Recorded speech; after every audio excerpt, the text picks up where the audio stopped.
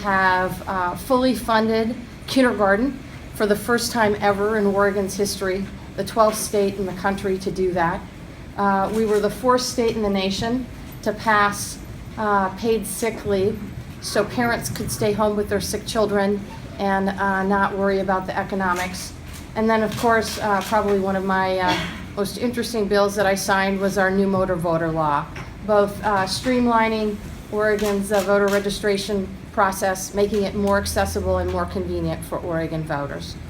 So, worked really hard to right the ship. My goal for 2016 is to steer the ship forward and get Oregon back on track. And toward that end, I'd love for the opportunity to lay out my agenda, my vision for 2016, as well as my specific agenda for the 2016 legislative session.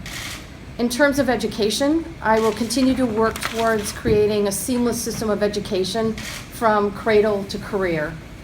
Toward that end, I will be hiring an education innovation officer to implement a strategic plan to replicate best practices and to hold folks accountable in the system toward improving Oregon's high school graduation rates.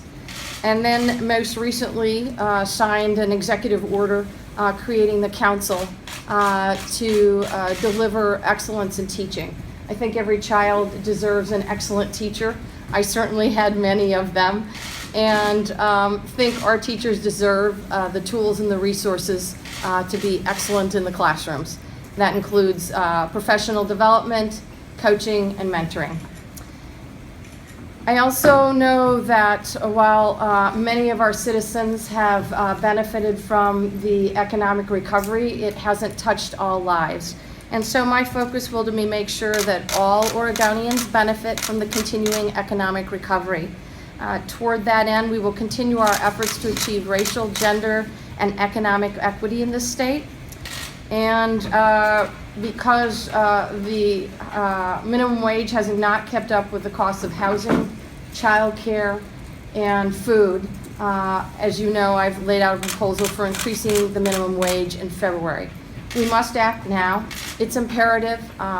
Oregon families who are working full-time should not be living in poverty. And we know right now that there are 90,000 households headed by women with 1 or 2 children that are making roughly $22,000 a year. And I would ask you to do the math. That's roughly about $1,800 a month. Pretty tough to live on for one person. I would ask you if you are able to live on that. I certainly couldn't. But to make ends meet with 1 or 2 children would be an extreme struggle. So I think it's imperative that we act and that we move forward on a minimum wage proposal in February of this year. In addition, we need additional tools around affordable housing. I will be introducing legislation in the February session. Last year, we put a bounding package of over $40 million on the table to build affordable housing throughout the state. In addition, there was an additional $20 million package for housing for folks with mental health issues. We need to make sure that we have the policy sideboards for that particular package, and my legislation will provide that along with staffing to make sure that it gets implemented in a timely manner. I will continue my work around making sure that state government continues to be accountable and transparent. Toward that end, I will be introducing 2 bills. One to add 2 technical ombudsmen to assist with release of electronic records. Oregon citizens deserve to have access to public records, and additional assistance is necessary. In addition to that legislation, I will be signing shortly an executive order that will implement the recommendations of the Secretary of State's audit that was conducted as a result of legislation passed during last session.